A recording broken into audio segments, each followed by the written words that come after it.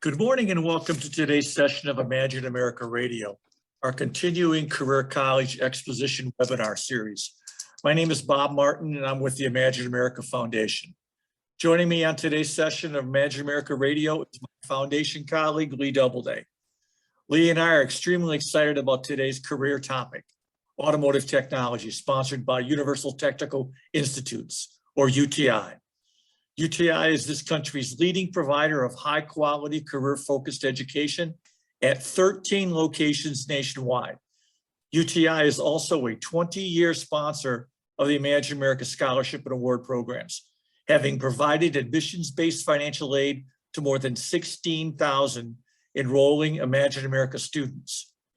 Without taking valuable time from our presenter, let me refer any and all inquiries about the Imagine America Foundation to our website, www.imagine-america.org.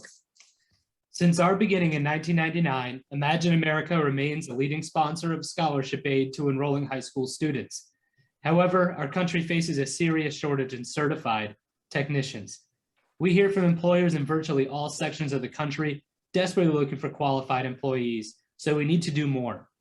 Our partner in today's presentation, again, is Universal Technical Institute, and joining us today to discuss the overlooked value of technical school certificates and associate degrees is Dr. Stephen Coyle. Dr. Coyle is a nationally recognized expert in this area with an extensive K-12 background, so you're in good hands today. But before turning the program over to Dr. Coyle, let me outline today's agenda. Today's session of Imagine America Radio will be 30 minutes maximum with question and answers at the end of the presentation. All participants can submit questions while the presentation is in session via the Q&A feature in this Zoom meeting. At the end of the presentation, I will then present any questions offered by the participants, and we'll address as many questions as possible, provide written responses and follow-up emails if necessary. We'll have a hard close at 10:30 a.m. So, without taking any more time out of today's presentation, let me turn today's session over to Dr. Stephen Coyle. Dr. Coyle, the floor is yours. Well, thank you, Lee and Bob. Appreciate it. And thank all of you for joining me this morning. Let's get right into the presentation. I want to talk to you just briefly about Universal Technical Institute, just give you a little bit of a background on us before I get into the meat of really the presentation I wanted to give you today. UTI, we are the leading provider of technicians in the country in the transportation industry. We have 14 campuses now nationwide. We actually have 12 right this minute, but we have 2 new campuses coming in, one in Austin, Texas, and one in Miramar, Florida, which is down near Miami. So that'll give us 14 campuses. But I point this out because we have a nationwide presence. That's very important to students when they're looking for their first job, you know, getting into the careers that they study for. It gives them a huge advantage by us having that national presence. You'd be hard pressed to walk into a dealership and say UTI and they wouldn't know who we are. We offer 8 different STEM disciplines: auto, diesel, collision, motorcycle, marine, NASCAR, CNC, and welding. That's the 8 areas that we specialize in. But what I love to point out are the hundreds of careers within these 8 disciplines. You know, a student may love cars, but they don't see themselves turning a wrench. That's okay. Insurance companies would gladly take them as a claims adjuster because they know the inside and outside of the car. You know, you hit a deer and, you know, you dents it up on the outside, but what you don't see is all the problems on the inside that have taken place. And a trained technician would know that. Or, you know, they could be a service writer, something along those lines. So there's lots of opportunities within these 8 STEM careers for students to choose from. But probably what I think what we're especially known for is our alliances with our manufacturers. We have over 35 alliances with manufacturers. These are companies like Ford, GM, Porsche, BMW. These are the big dogs of the industry. As I often say, we're not preparing students to work for Jiffy Lube. We're preparing students to go to work for these companies because they are highly respected companies. They are well established and they pay well. They offer great benefits. So it gives our students a great opportunity to get into a career that's going to last them their lifetime. But now for what I really want to talk to you about today, and that is about you and your interaction with students. You know, I know I'm a retired educator, so I know exactly what you do on a daily basis. I know the difficulties that you run into, especially coming out of COVID. I think we're coming out of it anyway. And, you know, all the special challenges that you have faced. One of the things that we talk a lot about to educators is education beyond high school matters for career preparation. And you see two boxes there, specific technical skills, and then you see general education application skills. We tend to pit one against the other. You either have one or the other, when in reality, you got to have both. You know, an employer, when they hire you, they're looking for skills. What do you bring to the table? What can you bring to them? You know, we talk about technical skills like being able to work on a car or a truck, being able to weld, being able to plumb, being able to build a house. Those are technical trade skills. But we cannot discount the general education application skills, because in all of those instances I just named, those people have to be able to communicate. People skills are huge. We've all seen, you know, in today when we go into places, customer service just isn't what it was at one time.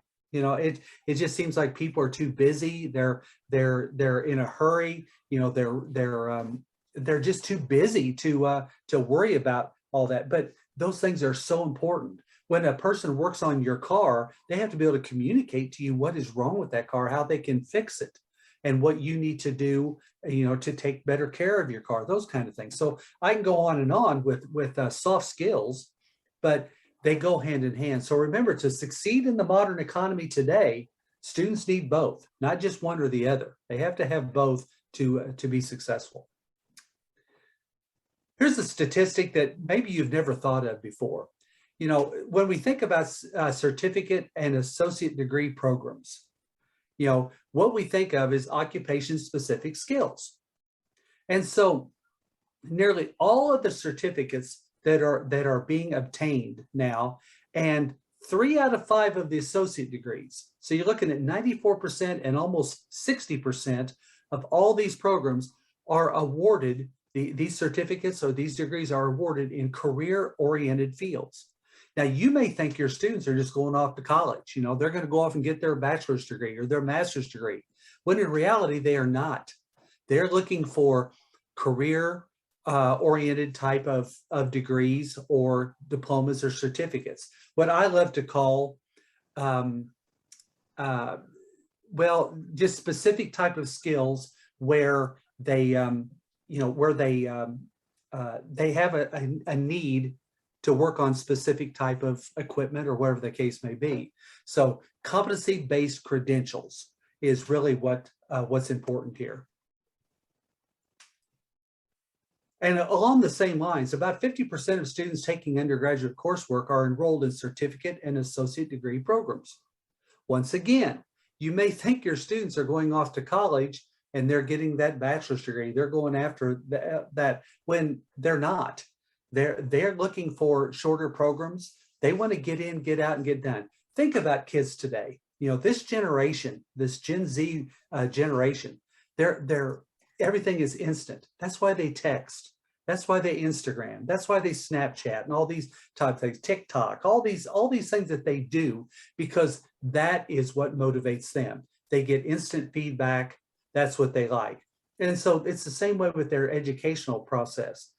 They don't see themselves going to school 4 to 6 years. Now, some of your students will, but some of your students are not. They just don't have that patience and discipline to do that. They want to get into something where they can finish in around a year and they can get out into the field and get into the career that they've longed for. Another thing that I would ask you to look at when you're looking at technical certificate, technical type schools or trade schools, you need to look for 3 things. Number 1, industry relationships. Number 2, occupationally focused curriculum. And number 3, employment assistance. So industry relationships, that's like what I just showed you a few slides ago, the over 35 alliances with manufacturers that we have. We're very proud of that. We work very closely with industry on a daily basis. We do industry days at dealerships. We invite students and parents in. We invite educators in so they can see, the importance of this relationship. And then occupationally focused curriculum. Our curriculum is focused towards what they want to be, what they want to do. We're not going to have them take 20th century world literature. That is not what they're about. That's not what they're going to need for what they want to do. I'm not saying there's anything wrong with that, but I'm just saying we're occupationally focused. We're getting them prepared to get into the field that they want to go into. And then finally, employment assistance. At UTI, we don't feel like we're finished until we've helped the student get into their career. And that's where the industry relationships come in. And that's where the occupationally focused curriculum comes in, because our students walk out of the door prepared to move into their career. When they step foot in that dealership, it's not like, oh man, I'm lost. What am I going to do? They're going to have a good idea. And the employers love that because they feel like the students are prepared. So when you're looking at these technical certificates, look for all three of these. If you're not seeing all three, that could be a red flag for you. I'm going to switch gears here now, because one of the things that we've really done at UTI, we've taken a look at ourselves. Only about 4% of our student population is female. That's nothing to be proud of by any means, but we're working on it. And really, we're not the only school out there in our specific area that has that same problem. This tends to be a male-dominated field, and we're trying to change that.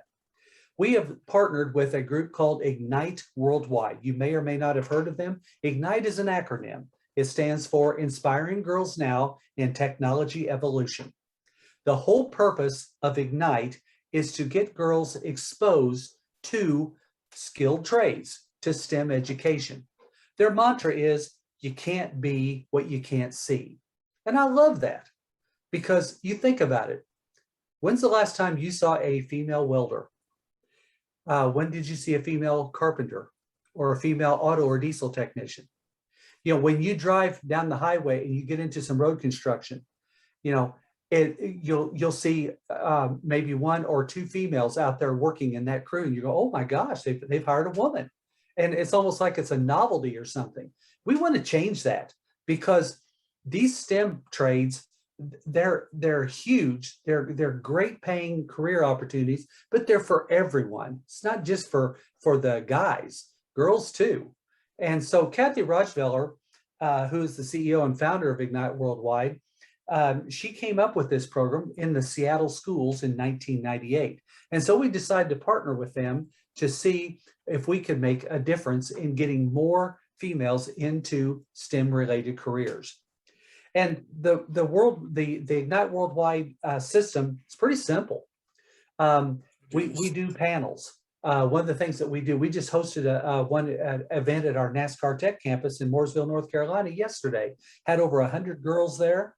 And so we had a panel made up of women in STEM, women who've been successful, so that these girls could ask them questions. They could pick their brains a little bit. How did you get there? What were your obstacles? Then we do field trips. We have them come to our campus so they can see a true STEM school, see how it operates, see what our curriculum is like, see what our classes are actually like, see what they're going to be doing. And then we encourage workshops where we give the girls an opportunity to do something with STEM. Like, for instance, welding.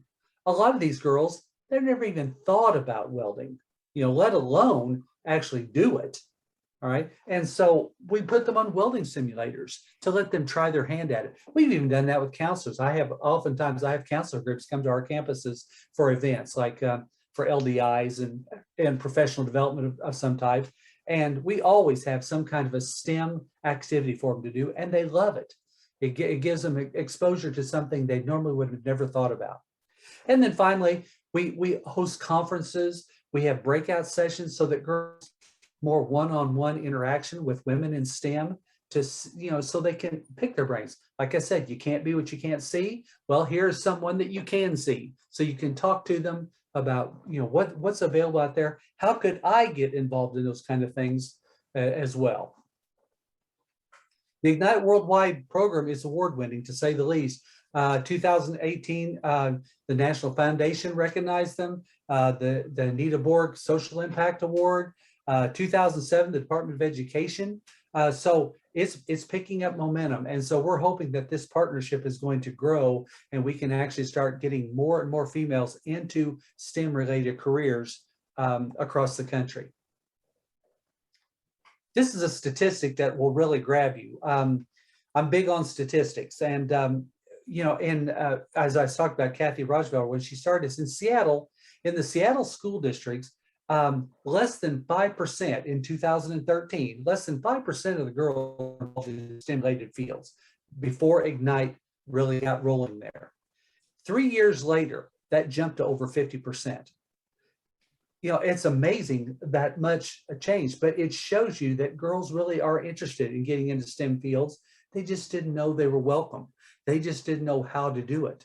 And that's why we have to change that thinking. So, you know, you as counselors and educators, you know, you need to encourage your female students. Hey, here's some opportunities here you may not have thought of, you know, especially if you got that girl that seems like she's a hands-on learner. She likes to tear things apart, put them back together, work with her hands. This might be an ideal opportunity for her to pursue a career that maybe she didn't think was possible before. One of the things that we try to do at UTI is we try to offer resources to help students achieve their goals. We're involved with many different organizations, the FFA, Hot Rodders of Tomorrow, the Imagine America Foundation, with this webinars and everything. We've been with Imagine America, as Bob said, for 20 years.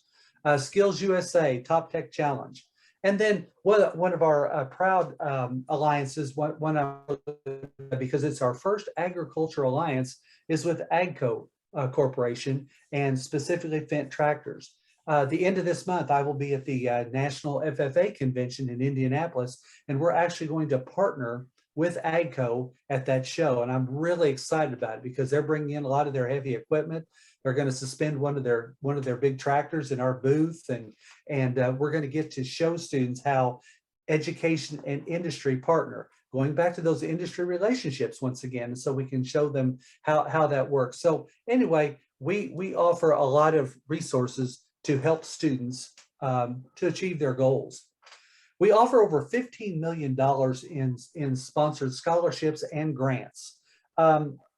I don't know if anybody has the secret, please email me on how you get kids to fill out scholarships, because we fight that all the time. We get kids that will do it, but one of the things that we're really excited about is our TRIP program. TRIP stands for Tuition Reimbursement Incentive Program. This is really proven to work well with students because it gives them a goal, something to work towards, a light at the end of the tunnel, so to speak. Rather than having to fill out a bunch of scholarships, they work towards this. And how it works is pretty simple. We have hundreds of employers across the country, and they offer packages to attract students to come work for them. It's no secret, all these dealerships, they're short on techs. You probably know that if you've taken your car, or maybe you want to take your car and they say, well, we can't get to it for 2 weeks. You're going, what? But in reality, they don't have enough technicians to handle the workload. And people are hanging on to their cars longer than ever before, getting them worked on. So, so the need for technicians grows. We kind of took a lesson from the medical field. Medical field offered sign-on bonuses and things like that to get people into the medical industry. Well, transportation industry is no different. So our TRIP employers, upon graduation, when they hire one of our graduates, they will bring them in. They will give them a package. And that package could be anywhere from $10,000 up to $40,000. And what does it include? Well, they will give that student, on top of their salary, an extra $200, $300, $400 a month that they can use to pay off their student loans. And that will keep, for anywhere from 24 to 48 months. They'll offer them hiring incentive packages like sign-on bonuses. They will give them like a tool purchase assistance, because they're going to need their own tools, and tools are expensive. So they offer them, an extra, couple $100 a month, so they can put that towards tools. They give them all kinds of benefits, life, health, and dental, 401k, all those kind of things. Anything to entice students to come to work for them, because they're all competing for those kids. But the TRIP program makes it possible for students to go to UTI and make it very, very affordable for themselves. So the key takeaways today that I really want you to grasp, the first one is high school counselors and educators can strengthen all post-secondary education pathways, including certificate programs. You know, we have to treat all of our students equally. The days are over that this is plan B. It used to be that like, well, you know, I'm going to be a doctor or a lawyer, but if it doesn't work out, I guess I could always be a plumber, or I could always be a welder, or I could always be a diesel technician. But, you know, open up the hood of a new Volvo, it'll scare you to death. You know, all the technology in these cars and trucks now, all these vehicles, it's unbelievable. And so we have to remember that all career pathways are created equal. They're all important, and your students are all important. So make sure you make them feel that way. You know, that's just like I talk a lot about college fairs. Oh, I hate that term. I want them to call it career fairs or post-secondary fairs or something like that. Because when you say college, they're going to think of only a certain type of schools. And if that's not what they're looking for, they feel left out. So think about that next time you have a fair of some type. Think about what you're calling it. Are you really including all of your students when you do that? So that's the first takeaway. The second takeaway is that higher education leaders are instrumental in enabling students to acquire education beyond high school. And, you know, it's so important now to get that training. As I said earlier, looking for what do you bring to the table? What skills do you bring? How can you help that company? That's what they're looking for. You know, what can you do that will help them to advance? And so that's why this training is so important. You come in raw, that employer is going to have to train you up to get you there. That's time and money. But when you come in with skills already and some training already, like for instance, our graduates, they come in and they've got as many as 80% of their credentials already under their belt before they start working. That's huge to an employer. That's going to save them a lot of time and money in the training process. So that training, that post-secondary training is so important. Doesn't mean you can't go to work right after high school and be successful, because there are instances where you can. But statistics tell training enhance that quite a bit.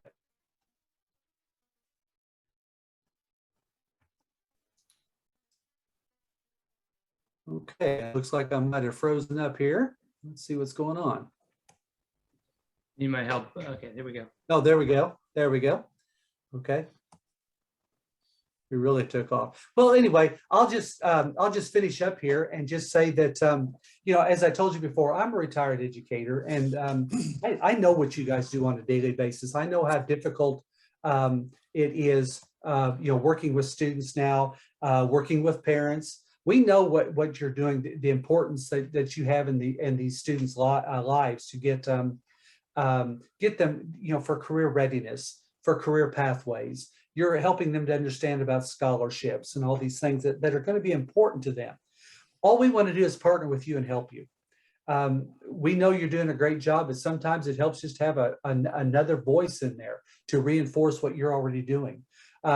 We host students at our open houses. In fact, Sean Salmon, who's the regional admissions director at the Exton campus in Exton, Pennsylvania, asked me to announce that they're going to be hosting a national open house on November the 13th from 9 to 3. They're going to be offering tours. They're going to have employers there, so students can talk to employers to see what they're looking for. They'll have a food truck, of course. We always got to feed you. And then, of course, a video gaming truck, so the kids can have a lot of fun. But it's great for educators to come out, and also the parents, because parents oftentimes don't understand exactly how much the industry has changed. So we invite you to come out for that. But we do those things, or we will come to you. You know, we have workshops that we offer in STEM and career pathways, and these are all free. We can do them live. We can also do them virtual. We learned how to do that through COVID. So if you still have a COVID issue, we can do them virtually. But the idea is to help you with all of your students, to help them to gain insight in all the different occupations that are available out there. And then we'll explain scholarship opportunities, and we'll talk to them about the TRIP program and other things they can do, because of course, students and parents they get concerned. "Well, how can I afford all this?" And it's really not an issue at all. There are many ways to make your education affordable. And then I'll just let you know, this is my contact information. That's my email address, scoyle@uti.edu. Please feel free to reach out to me if you have any questions or comments. I can't thank you enough for spending your morning with me. It means a lot to me that you'll take the time to do this. If you have any questions or comments, please reach out to me, and best of luck for the rest of your school year. Thank you. All right, thanks, Dr. Coyle. We are now going to open this up for the Q&A portion of our presentation. So if you have a question for either the Imagine America Foundation or for Dr. Coyle, please feel free to use the Q&A feature in this Zoom meeting. We've also set up a poll question. If you would like somebody to contact you via email about making similar presentation for your students, please indicate so in the poll so that we know who to reach out to. And it does look like we had a question, Dr. Coyle. This person wants to know if they wanted to talk to somebody at Universal Technical Institute, should they contact you or go through the website? What would be the best way to get in touch with somebody from UTI? Well, you can do it either way. You can actually go on our website, and there's a place, there'll be a box that will come up where you put an inquiry in what you're looking for. If you're looking for a workshop, if you're looking for a presentation, if you're looking for professional development, which I do. And once again, all these things are free, but you can do that there. But if you don't feel comfortable doing that, you've got my email address. Please reach out to me. I'll hook you up. A lot of counselors do that, where they'll just come to me and ask me if I could assist them, and I'll be glad to do it. Hey, Dr. Coyle, this is Bob again. We got that same question that we get, which is a very good one every time. It has to do with program and cost comparisons. Specifically, this person wants to know what's the advantage or disadvantage of UTI over going to a community college. If I'm worried about cost, I'm worried about time, I'm worried about all those kind of considerations. So talk to us a little bit about that, if you would, please. Sure. And you're exactly right. We get this question every time. I just wait for it. I know it's coming. Also, when I go to state counselor conferences and things, it always comes up as well. So, the three letters you have to think about are ROI, return on investment. Something may look cheaper on the surface, but when you dive into it, it's really not. The first thing I would allude to is the amount of time you're going to spend. You go to a community college, you're going to be there 2 to 3 years. That's just the way it is. At UTI, you're going to be there 9 to 17 months, depending upon which program you do. Why is it different? We don't do spring breaks. We don't do summers off. We go straight through because that's what the industry does. We're training our students to prepare them for that dealership. So when they walk into that dealership when they're 19 years old or maybe 20, then they're going to be prepared. The other thing is the manufacturer specific training. Yeah, there are schools out there that may offer 1, maybe 2 programs, but we're the only one that's offering 37 alliances with manufacturers. We can give you that manufacturer specific training. And as I said in the presentation, that gives you a leg up on your competition because employers are going to want you because you are prepared. You're highly trained. And then, of course, the one I said here just a few minutes ago about the trip package. That tuition reimbursement incentive program is huge for students. You can get your education paid for, but there is a catch. You got to come to class. You got to work hard because you got to remember BMW is not going to hire you if you're not reliable, if you're not professional. They're looking for all those things. So they don't just pass that stuff out, but when they do, it's very lucrative and it makes the education very affordable. So Dr. Coyle, tell me if I'm overstating this because I really don't. I want to be fair and accurate. So if I'm sitting here with my parent hat and I'm saying, I'm looking at little Bob and I want to encourage him. I want to make sure that little Bobby is looking at schools that are accredited and in this case would be Title IV eligible. Would that be a good first requirement? Absolutely. Yes, we are Title IV funded. So you fill out a FAFSA to qualify for financial aid. So yes. The second one would be the advantage of UTI or similar program over community college. It's an accelerated curriculum that's going to get the individual into school, get them through school successfully, and get them doing what they want to do, whether it's auto, diesel, welding, going to get them doing it as fast as they possibly can, and start making money. Absolutely. That you put it, you put it very well. Thank you.